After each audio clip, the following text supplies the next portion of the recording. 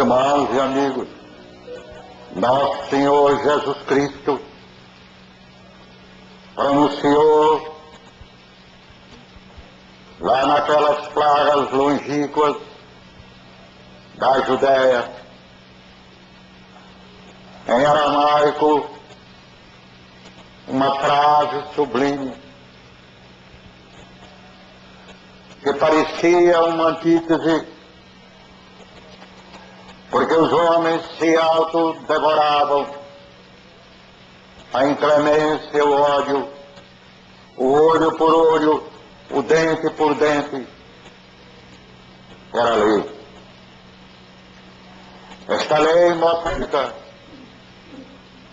que Jesus veio à humanidade nos ensinar a sua inanidade, que há uma força maior que se chama amor. E o trabalho lento dos cristãos primeiros se acentuou cada dia, quando de repente se ouviu como um brado altissonante em todo o mundo romano, onde a língua latina era conhecida, o seguinte brado semelhante: diligite inimicos vestros, amai aos vossos inimigos. Amai aos vossos inimigos, para muitos parece uma expressão pejorativa. Mas não saiba o homem que no arsenal da vida a maior força, a maior arma é o amor e o perdão. Porque o próprio Mestre, no Sermão da Montanha, depois de ter dado à humanidade e legado todas as primícias para aqueles que cumprirem a lei, diz: quando fores levar, como era hábito naquela época, a tua oblata ao altar, vai em primeiro lugar, lembra-te dos teus inimigos, reconcilia-te com ele, e depois traz esta oblata com toda humildade, a fim de que não permaneças na prisão até o fim. Todos nós temos como base na vida, segundo os ensinamentos divinos e a mensagem do Mestre, a ascensão espiritual. Mas nesta ascese espiritual, nós temos a obrigação fidedigna de nos aliarmos aos nossos inimigos, de sentirmos os seus acicates, as suas perseguições, muitas vezes injustas, com humildade e amor. Porque esses inimigos que, de acordo com a lei, Deus pôs no nosso caminho, estão em primeiro lugar na nossa vida. E temos que nos esforçar a cada instante, através da meditação, da vigilância e da oração, para que eles não possam, através das tentações, nos dominar. Mas nós temos a obrigação precípua de, enquanto estamos num corpo, ou numa obra de caridade como esta, de mantermos viva a nossa centelha, para que, meus irmãos, desperte também a centelha divina que está nele. Nós todos, e aqueles que virão em grande número se juntar a esse grupo, e que pertencem a ele, tanto na vida espiritual como na vida material, são egressos da Inquisição. Fizemos malefícios tremendos. Por isso tivemos aqui nesse grupo a honra de sermos perseguidos por Torquemada, como foi Baçanu, como serão todos aqueles que trabalham pela verdade, que é a manifestação de Deus em todas as circunstâncias e aspectos da nossa vida.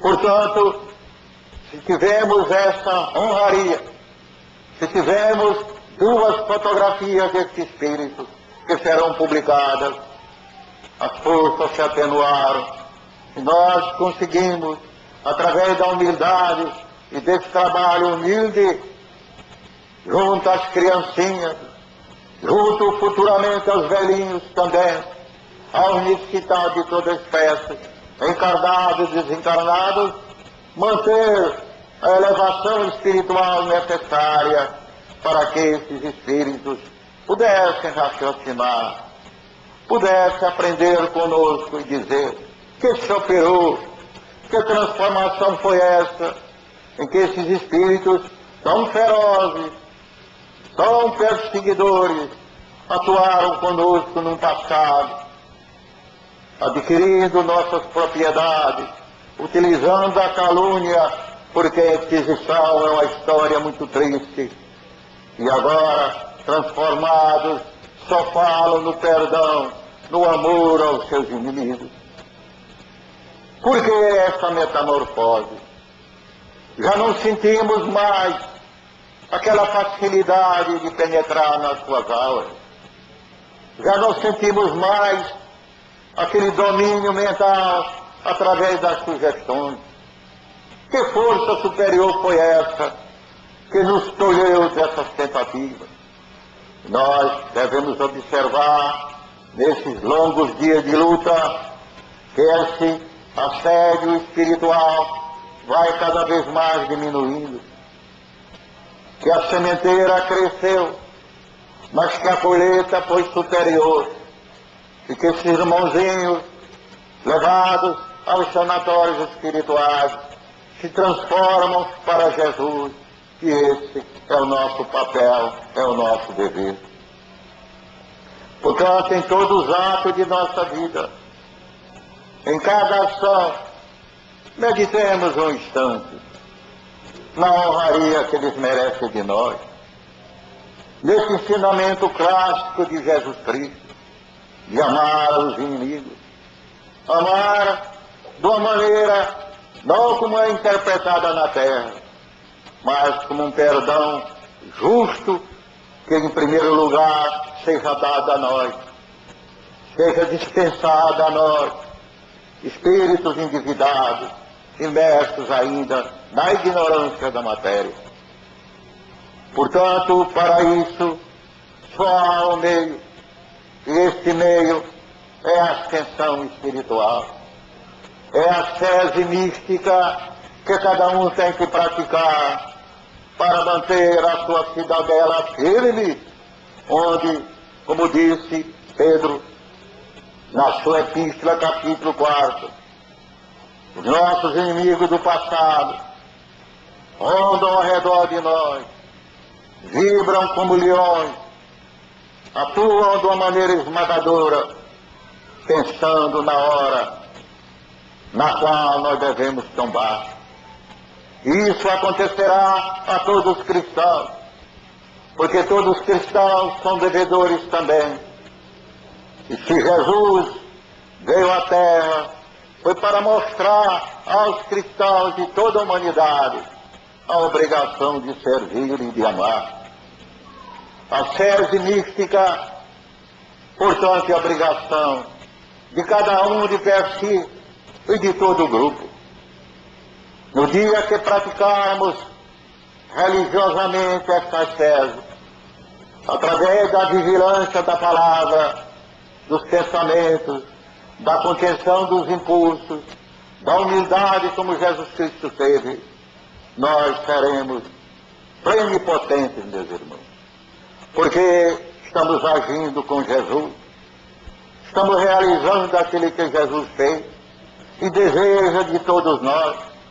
E como essa obra pertence unicamente ao Mestre, vamos cogitar mais depressa possível para nos modificarmos, nos transformarmos, alijar de dentro de nós quaisquer ressentimentos que tenhamos pelos nossos inimigos, quaisquer ressentimentos que tenhamos pelos nossos parentes, irmãos, pais, mães, a humanidade, porque com esta cruz penosa, este espinho na alma do ressentimento, nós ainda não estamos em condições de apagar as nossas dívidas. A sese mística foi praticada por espíritos luminares aqui na Terra, espíritos que se santificaram pelo bem. E como nós estamos vivendo nos dias atuais uma época de transição, não podemos, nessa época de transição, onde muitos ficam impressionados pela maldade, pela violência, pela incredulidade de quase a massa, de toda a massa, que nos envolvemos nessa circunstância. É através desta ascensão espiritual que, em primeiro lugar, deve ser praticada pela caridade humilde, pelos nossos deveres, obrando e orando, que as nossas preces serão poderosas e se transformarão em brados sonoros que atingirão as esferas superiores e refletirão sobre nós, espíritos encarnados, mas não a mercê mais dos nossos inimigos do passado. Então nós, tendo como que um sol dentro de nós, arrastaremos todos esses inimigos, trá-los para a nossa grei, para o nosso campo de ação. Nesta ação, estarão incluídos todos os irmãos do nosso grupo. E à medida que o grupo crescer, porque a caridade sempre se acresce, e nos dias atuais em que deve ser feita uma seleção natural, dias de transição, nós estaremos desempenhando o nosso papel de exemplos vivos aqui na Terra, no meio de toda a confusão aparente. Portanto, esta sese será chamada a sese mística, porque a mística tem que viver sempre conosco.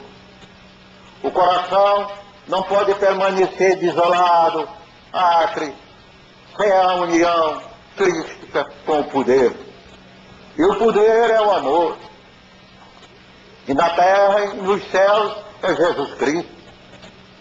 E Jesus Cristo vibra no amor e protege e ampara todas as obras de amor. Mas Jesus Cristo também se interessa pelos seus inimigos, pelos nossos inimigos. Portanto, é seguindo os ensinamentos do Mestre, que no arsenal divino, como já foi dito, nós teremos as armas necessárias, não para retrucar, responder os lances, os arremessos desses inimigos, mas fazê-los mudar as suas vibrações, transformá-los, e esse é o nosso grande desejo. Amar ao próximo. A sese mística está provada cientificamente. Provou-a São João da Cruz, pela inspiração que recebeu. Teresa d'Ávila, Teresa de Jesus, Rita de Cássia, São Francisco e muitos outros que deixaram, como Tomás de Aquino, a Suma Teológica, que quando estabeleceu a união mística, tudo foi considerado como nulidade, como cheiro. Mas essa união mística que está em todas as religiões, que é ensinamento integrante nessas regiões, desde o brahmanismo, ao islamismo, ao cristianismo, ao sufismo no Oriente, a união crística, a união com o divino, a união com o amor absoluto, faz parte e é implemento da nossa vida espiritual aqui na Terra. Mas nós podemos compreender que há yogis também que é a união com Deus. Os yogis, através de termos que não são necessários aqui repetir, também praticam esta tese, mas no insulamento terrível, deixando o mundo exterior, deixando as coisas exteriores, considerando-os como maiá, como uma ilusão. Nós estamos com os pés na terra, mas temos que viver como se eles também estivessem ligados ao céu.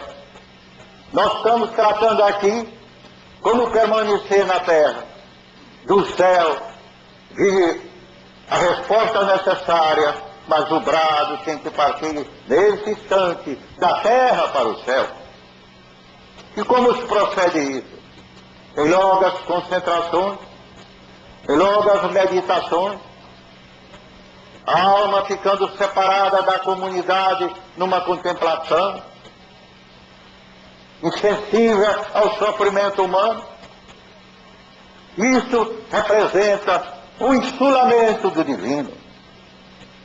Porque a sede espiritual, queridos irmãos, creiam, só se pode fazer através da caridade e do amor ao nosso próximo, através de nossa relação com o mundo exterior, através da ligação com o nosso próprio.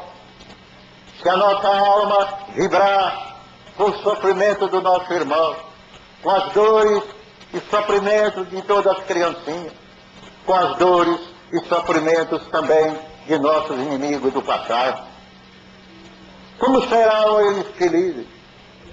Portanto, se o homem desliga-se completamente para essas concentrações e meditações, esta alma foi afastada da sua atividade do mundo, daquela ação de caridade que queria de praticá-la, daquela luta em que conviveu também como Cristo com seus inimigos do passado, daquela ação constante no bem, onde foi provada a sua fé e também exigido o grande testemunho.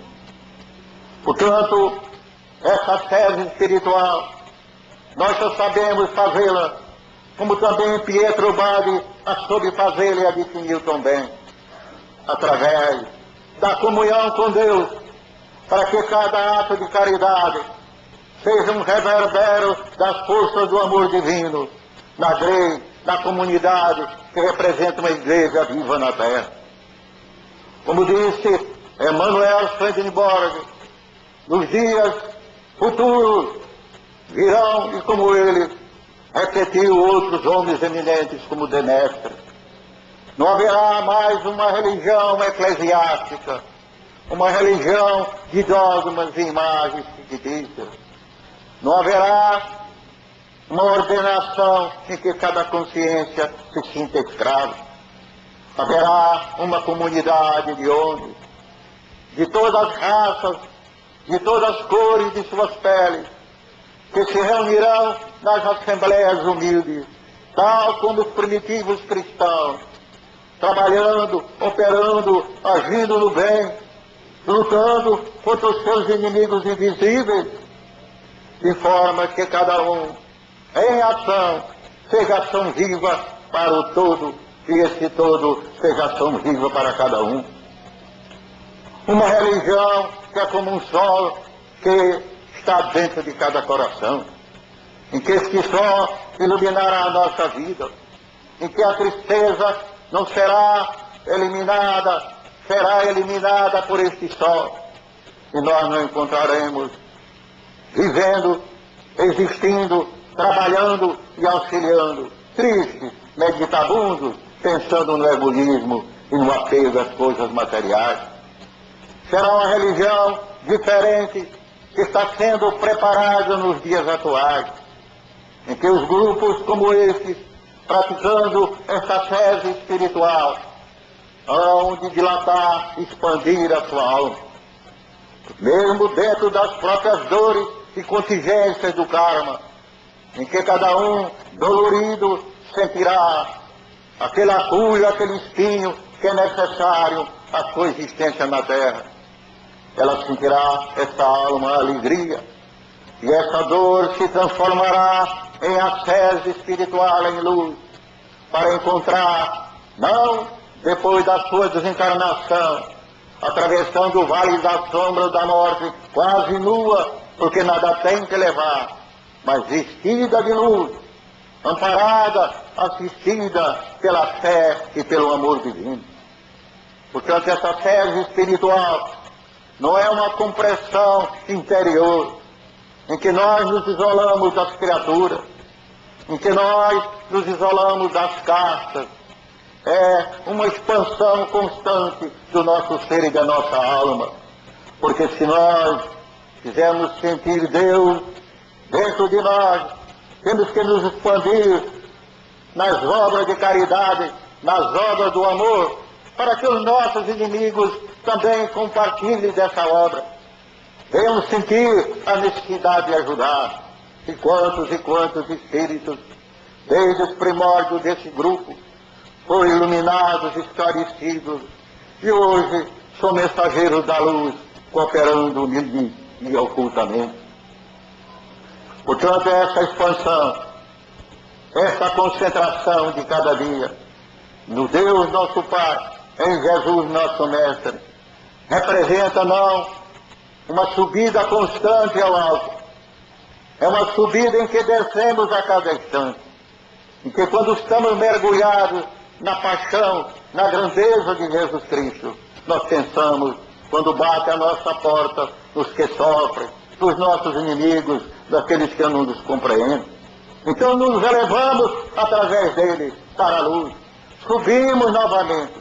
Portanto, a vida na terra, a espiritualidade nada mais é do que uma ascensão constante através de lutas necessárias, em que nós demonstramos, através da perseverança constante, o ardor, a imensidade da fé que existe em nossa alma.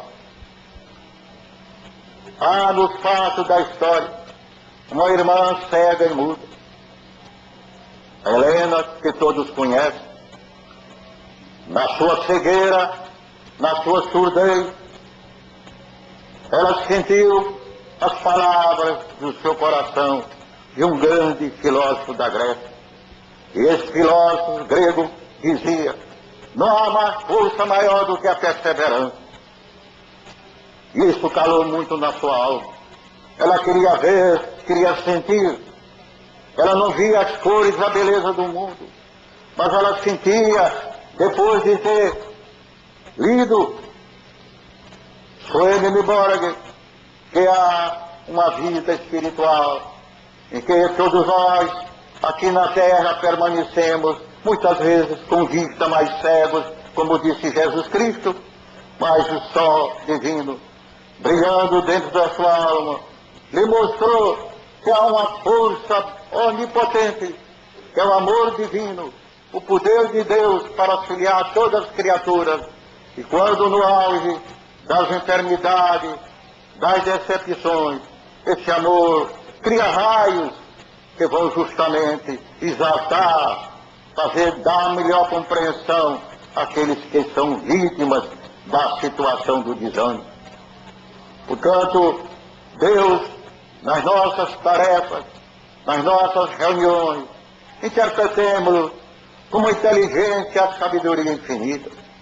Interpretemos também como o amor divino que desce para todos nós, e como uma força que podemos usá-la através da perseverança para vencer nossos inimigos pelo amor.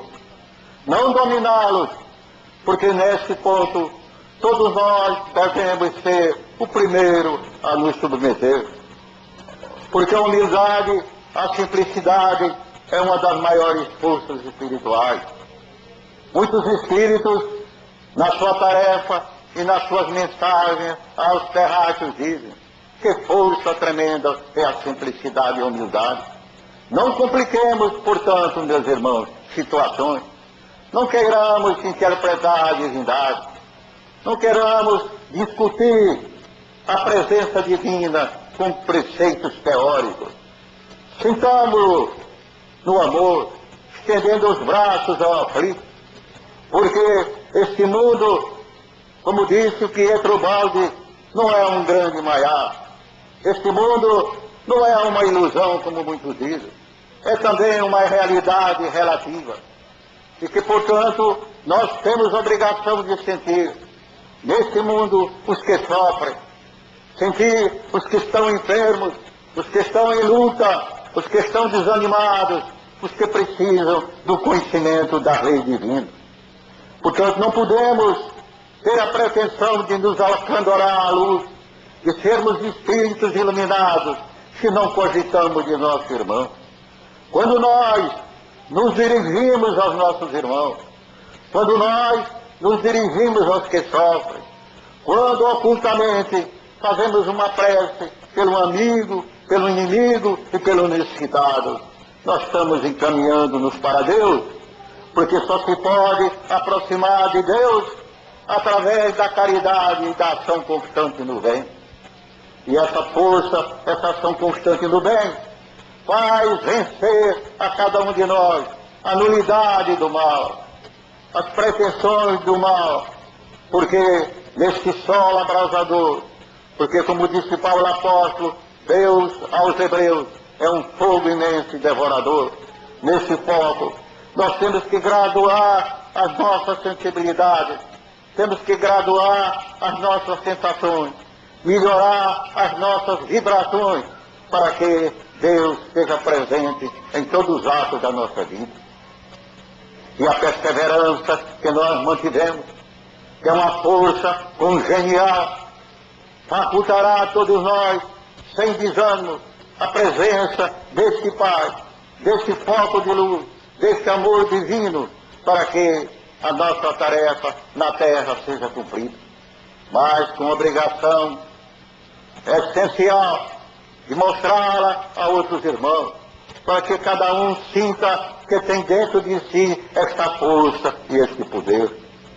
Mas os homens, de acordo com a sua ciência, que procura aplicar todos os conhecimentos em benesses materiais, agem na matéria, dando mais importância ao corpo, dando mais importância a essas coisas materiais.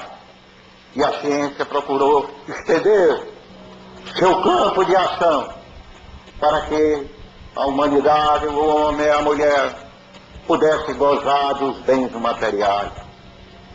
Mas esta ação dinâmica ficou circunscrita em alguns campos. Não satisfez absolutamente, porque plenitude de bens materiais não dão felicidade nem paz. Oremos hoje pelos inimigos do passado, pelos inimigos de nossa obra, pelas nossas fraquezas, e peçamos ao Pai forças para que, perseverantes, possamos entoar esse cântico da vida em todos aqueles que sofrem, que fazem parte do nosso cortejo e que fazem parte da nossa existência terráquea e espiritual. E assim procedendo, nunca estaremos sós, porque cada atenção que fizermos através da caridade desce concomitantemente à luz, à proteção espiritual, e nós nos transformaremos, queridos irmãos, como disse Jesus, pelo qual foi quase apedrejado, vós todos sois deuses. Que a paz de nosso Senhor Jesus Cristo esteja em todos os corações.